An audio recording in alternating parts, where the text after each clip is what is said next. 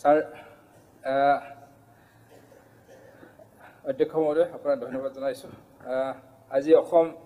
বিধানসভাৰ শীতকালীন অধিৱেশনৰ শেষৰ পবিত্ৰ দিনটোত অসম শিক্ষা প্ৰাধিকৰণ আৰু শিক্ষা অনুষ্ঠানসমূহৰ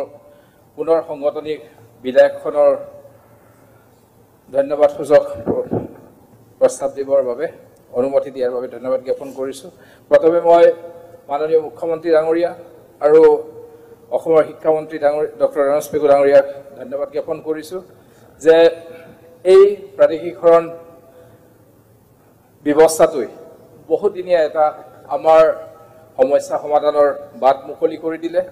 আৰু যেহেতুকে সময় কম মই দুটামান বিষয় দৃষ্টিগোচৰ কৰিব খুজিছো মাননীয় মন্ত্ৰী ডাঙৰীয়া বিশেষকৈ প্ৰাইমাৰী প্ৰভিন্সিয়েলাইজেশ্যনৰ ক্ষেত্ৰত যিখিনি ডাইচ কোটৰ ব্যৱস্থাটোলৈ অলপ কনফিউজিং হৈ আছে এইখিনি যাতে অকণমান শিথিলতা কৰি যাতে প্ৰভিন্সিয়েলাইজৰ ক্ষেত্ৰত যাতে প্ৰাথমিক বিদ্যালয়সমূহকো এটা ব্যৱস্থা কৰি দিয়ে আৰু লগতে মন্ত্ৰী ডাঙৰীয়াক আৰু ধন্যবাদ জনাব খুজিছো আমাৰ সমষ্টিত থকা 5খন মহাবিদ্যালয় এই প্ৰাধিকৰণৰ আওতাত এইবাৰ অন্তৰ্ভুক্ত হৈছে আমাৰ সুবনশ্ৰী মহাবিদ্যালয়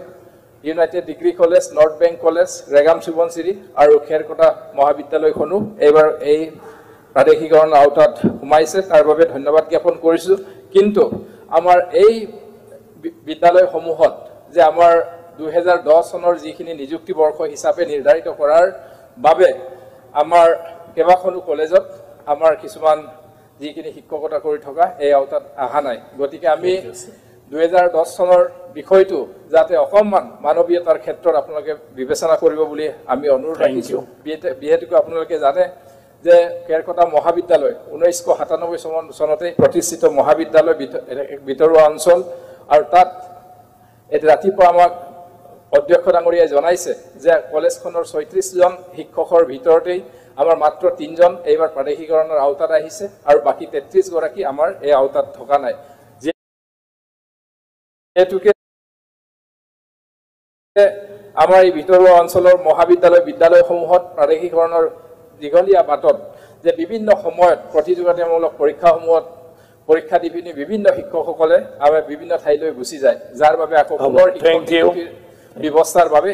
এই সময়ৰ কিছু তাৰতম্য হৈছে গতিকে মই পুনৰ শিক্ষামন্ত্ৰী মহোদয়ক অনুৰোধ জনাইছো যাতে আমাৰ 2010 চনতো মানৱীয়তাৰ দৃষ্টিভংগীৰে কিছু ৰাখি শিথিলতা কৰি যাতে সকলোকে যাতে এই প্ৰাধিকৰণৰ আওতাত সোমোৱাৰ ব্যৱস্থা কৰে তাৰ বাবে আশা ৰাখি আপোনালৈ ধন্যবাদ জ্ঞাপন কৰি মোৰ বক্তব্য সামৰিছো ধন্যবাদ অধ্যক্ষ মহোদয় আপোনাক সময় দিয়াৰ বাবে